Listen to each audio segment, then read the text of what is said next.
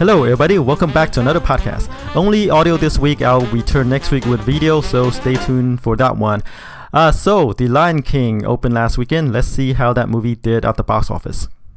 Alright, coming in number one is The Lion King. It opened to 191.8 million in its opening weekend. This is a movie that I said could probably open to somewhere between 165 million to 170 million because I believe that there was a box office slump going on because my projections for the other movies, previous movies, usually over targeted, but basically were higher than what the movie actually opened to. For example, Aladdin, I said the movie could probably open somewhere like maybe 180 million plus or something like that, right? But it only opened to 91 million. And various other examples. If you go back to my previous podcast, I overprojected, and The Lion King, I sort of underprojected as well. I underprojected, but this one actually overperformed. 192 million nearly in this opening frame, which goes to show, hey, The Lion King kind of transcend, the box office slump. And as I said, The Lion King, along with the Aladdin and Beauty and the Beast, is one of Disney's pillar movies, tentpoles, if you will. So for it to open that high is not that surprising. But I projected lower because, hey, like I said, of the said or perceived box office slump by me. Reviews-wise, this movie wasn't that great. I mean, 53% on Rotten Tomatoes. Most of the complaint, from the critics was, it's just like, for those who've seen the animation, it's kind of like an unnecessary retelling, but it's done by CGI. And, some people thought that it was lacking compared to the animated version. But the cinema score, is an A. So, the audience who saw it liked it. And this is one of those movies that are not on the professional critics side because those critics who've seen the animated version obviously thought the animated version was superior, but for those who haven't seen it, the younger one, the target audience for this movie, haven't seen that movie before, or like this is new to them. This is a new take on the on the movie because of the special effect. The CGI special effect is so lifelike, and to them that is new, and it is attractive to a wide swath of audience. Like nearly 200 million opening for The Lion King is not it tells me that this movie appeals to everybody pretty much. So I expect this movie to have a strong second weekend as well. Alright, moving along to number two is Spider-Man Far From Home. Dropped 53% from its second weekend to pull in 21.2 million. 319 million domestic so far, and overseas it pulled in 651 million for a worldwide total of 970 million. The budget is 160 million, so it's actually doing pretty well. So when it's all said and done, domestically, Spider-Man Far From Home is probably going to end up maybe the second or third highest grossing movie. Definitely third. It's definitely going to surpass Spider-Man's 336 million domestic gross. I think it's possible for it to beat out Spider-Man 2's 373 million. And for the first Spider-Man 403 million, we have to see. So, but it's still early in Far From Home's theatrical life, so we will see how far this movie can go. But worldwide, Spider-Man Far From Home is already the top grossing Spider-Man movie ever. Alright, moving along to number three is Toy Story 4. In its fifth weekend, the movie pulled in 15.6 million, drop off about 26% from the previous weekend. Domestic gross is 376 million, and let's see how it did overseas. Overseas, it pulled in 484 million for a worldwide total of 861 million. Domestically, Toy Story 4 is about 40 million behind Toy Story 3's 415 million. So I think it's doable for Toy Story 4 to beat out Toy Story 3 for the top spot. And worldwide, let's see. Worldwide, Toy Story 3 is at 1.1 billion or so, and right now Toy Story 4 is at 861 million. So there's still a lot of ground to cover, so we don't know if you can catch up to Toy Story 3. Alright, number 4 is the thriller Crawl, a story about a father and a daughter who got trapped in a crawl space of a home, Florida, while this big, huge hurricane is going on, water rising, and they're trapped in the crawl space in this home with a crocodile. This movie actually did pretty well. It opened to about 12 million, and then in its second weekend, it dropped about 49%, which is kind of low for a horror movie, to put in about 6.1 million, about 24 million domestic so far, and the budget's only about 13.5 million. It hasn't opened that wide overseas yet, about 10 million from there for a worldwide total of 33.8 million. So for a movie that only cost about 13.5 million, the return is actually pretty good. Alright, number 5 is Yesterday, a movie that features the soundtrack of the Beatles, about a guy who suddenly find himself in a world that has forgotten the Beatles, that the Beatles didn't exist, and he, as the only person who remembers their songs, and he took those songs to fame and glory. So that is that movie.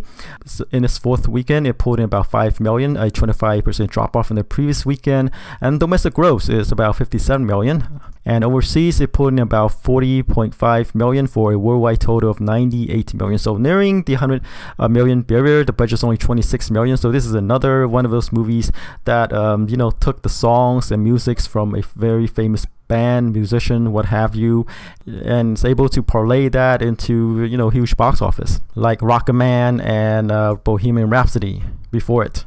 Number 6 is the action comedy Stuber, about an Uber driver who teamed up with a cop to catch a serial killer. And this movie in its second weekend dropped about 50% from its opening weekend to pull in about 4.1 million. Domestic gross is about 16 million. Hasn't opened that wide overseas yet, with only about 5 million from there for a worldwide total of 21.4 million. This is a movie that I say could probably open up somewhere in the 10 to 15 million range, but it opened around 8 million. And like I said, this movie suffers from the lack of star power. Dave Bautista and Kumail Nanjiani, those two are not able to pull in the audience. Number 7 is the live-action adaptation Aladdin, another Disney movie, another Disney live-action adaptation. In its 9th weekend, it pulled in about 4.1 million, a 34% drop-off from the previous weekend. Domestic gross is 340 million, and overseas 648 million for a worldwide total of 989 million. The budget is 183 million, but hey, the return is nearly $1 billion worldwide. So it's another successful live-action adaptation for Disney. Number 8 is the horror movie Annabelle Comes Home, which is the third Annabelle movie in the franchise. It pulled in 2.6 million in its fourth weekend. Drop off is about 54% from the previous weekend. 66 million domestic so far, and overseas it pulled in 129 million for a worldwide total of 196 million. The budget for this movie is supposedly between 27 to 32 million or so, and as it stands, Annabelle Comes Home is the third highest grossing movie in the series, which is the lowest, by the way. There's only 3, with the highest being Annabelle Creation at 102 million, the first Annabelle at 84 million. But hey, for that kind of budget, the return is actually pretty good.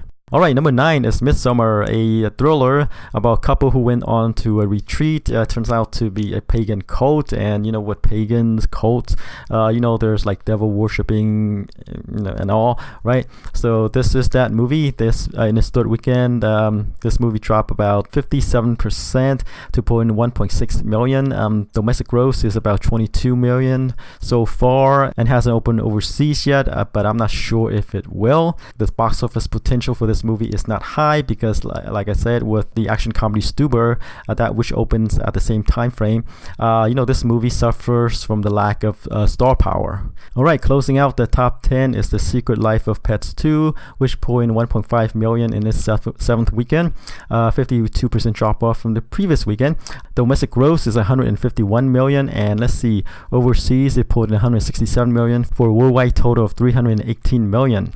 While The Secret Life of Pets 2 then reached the height of the first movie, this movie only cost 80 million, so it is still doing pretty well for Universal. Of note is Avengers Endgame. In its 13th weekend, it pulled in about 1.5 million as well, for a domestic total of 854 million, and overseas 1.9 billion. But more importantly, Avengers Endgame surpassed Avatar as the highest grossing movie worldwide. Alright, so that's it for the box office top 10. Let's move on to the new releases this weekend. We're going to have one major one, and that is Quentin Tarantino's Once Upon a Time in Hollywood, which stars Brad Pitt and Leonardo DiCaprio, among others. Alright, so this movie is directed and written by Quentin Tarantino. It made its debut in Cannes. It garnered some positive buzz, positive reviews. Margot Robbie is in this movie, as well as Al Pacino, Kurt Russell, Luke Perry, Dakota Fanning, and the usual collaborators with Tarantino. And this movie is about an end of an era in Hollywood, like the Hollywood in the 60s, and is typified by an aging actor, Rick Dalton, played by Leonardo DiCaprio, and Brad Pitt plays his stuntman. Tarantino has his fans. His movies are usually a love letter to like filmmaking in general, especially for genre movies in the past. But this one is particular because it is an insider movie, and as I've said previously, insider movies usually don't do that well because nobody wants to watch a movie about Hollywood itself, right? But this movie stars Leonardo DiCaprio and Brad Pitt, two stars who can probably lift this movie above this insider curse, so to speak, right?